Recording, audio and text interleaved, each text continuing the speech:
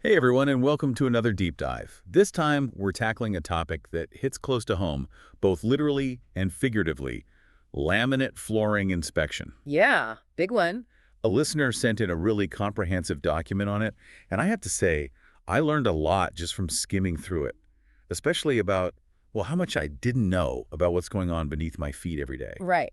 Out of sight, out of mind. But trust me, not something you want to ignore. Exactly. So, to kick things off, for those who might be thinking laminate flooring, that's easy, just like fake wood, right? What's the 101 here? What are we actually dealing with? It's a bit more sophisticated than just fake wood, actually. Think of it as a multi-layered system. You've got your wear layer on top, your tough guy, protecting against scratches, spills, the works. Makes sense. Durability is key, right? Absolutely. Then you've got your decorative layer, which is where the magic happens. This is what gives you that wood look or stone or even tile, whatever your heart desires. And then holding it all together is the core layer. Oh, so that's where the real strength is. You got it. Usually made of HDF or MDF, high density stuff. All these layers are fused together, basically, for maximum durability. And the best part, Hit me. many laminate options nowadays are actually made using recycled materials. So environmentally friendly too. Exactly. Yeah. Sustainable and stylish. Win-win, right? Definitely a win-win. But even the toughest materials need some TLC, right? Why is inspection so crucial when it comes to laminate flooring? Great question. It's all about prevention. Like, imagine a small moisture issue, right? Maybe a tiny leak you haven't even noticed yet. Oh, I've been there, not fun. Right.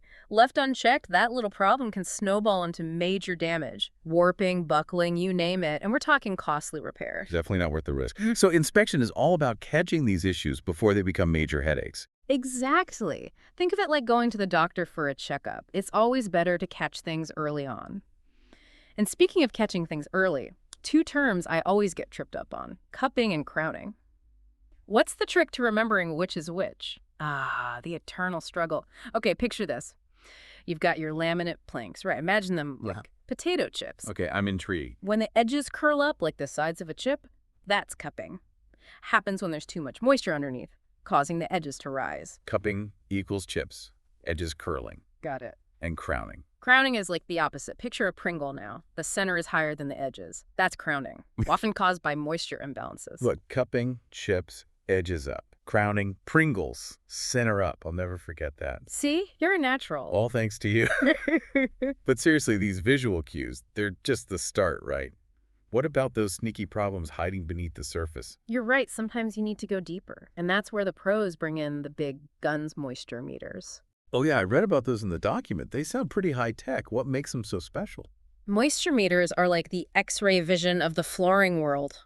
Okay, love that. Tell me more. They can actually measure the moisture content inside your subfloor without having to rip anything up. Wow, so no need to go full demolition mode just to check for moisture. Exactly. It's all about being precise and minimally invasive.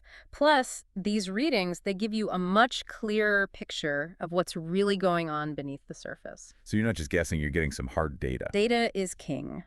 And with moisture, especially with laminate, you want to be sure you're dealing with facts, not assumptions. Makes sense. So armed with our moisture meters and our newfound knowledge of cupping versus crowning, are we officially laminate flooring inspectors now? It laughs. Well, not quite. There's a lot more to it than that. This document you shared, it mentions something called the NSII CRC S220 standard. Have you heard of it? I have. It sounds pretty official. What's the deal with those standards? Yeah. It's basically the gold standard for hard surface floor inspections, laminate included. So it's like the rule book for doing things the right way. Exactly. It covers everything from, how to properly use those fancy moisture meters we talked about, to detailed documentation, even chain of custody for samples. Chain of custody for samples. That sounds intense. Why is that necessary? It ensures accuracy and accountability throughout the entire inspection process. You want to be able to trace every step from the moment a sample is taken to the final analysis. So it's about maintaining that level of professionalism and making sure everything is done by the book. Precisely. It protects both homeowners and professionals, ensuring that inspections are thorough and reliable. Which, at the end of the day, is what we all want, right? A floor we can trust. But let's say, hypothetically speaking, an inspection reveals a problem. What happens next?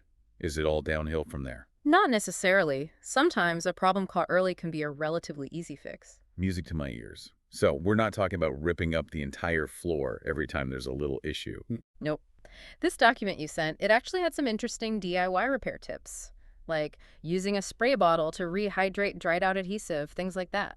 Really? I always thought once laminate was down, that was it. No going back. It's more durable than people think, and for those minor issues, a little DIY magic can often do the trick. The Hmm. document even mentioned using, get this, a kettlebell. A kettlebell for flooring. Yep. Apparently, for small areas where the laminate might be lifting a bit, applying pressure with a heavy object like a stack of books or, you guessed it, a kettlebell, can help rebond it to the subfloor. So it's like a workout for your floor. I never thought I'd say that. Right. But of course, DIY can only take you so far. Exactly. When do you know it's time to call in the professionals? When in doubt, always better to consult an expert. Larger areas of damage, deep scratches, issues with the subfloor itself, those are best left to the pros. They have the specialized tools and knowledge to handle those bigger repairs. So it's all about knowing your limits. Exactly. And this deep dive, that's a perfect first step. Definitely feel more confident in my laminate flooring knowledge now. Yay! I might even tackle a small repair myself, armed with my newfound knowledge. And maybe a kettlebell. Hey, whatever works. But seriously, it's great that you're feeling empowered to take charge of your flooring. That's what it's all about. Knowledge is power. A huge thank you to our listener for sending in this document. It was packed with information. For everyone else, if you're curious to learn more about laminate flooring inspection, from moisture meters to DIY repairs and beyond, be sure to check out the full document. We'll link to it in the show notes. And of course, a massive thank you to you, expert, for sharing your expertise. It's been enlightening as always. Always a pleasure. Until next time, everyone, happy inspecting.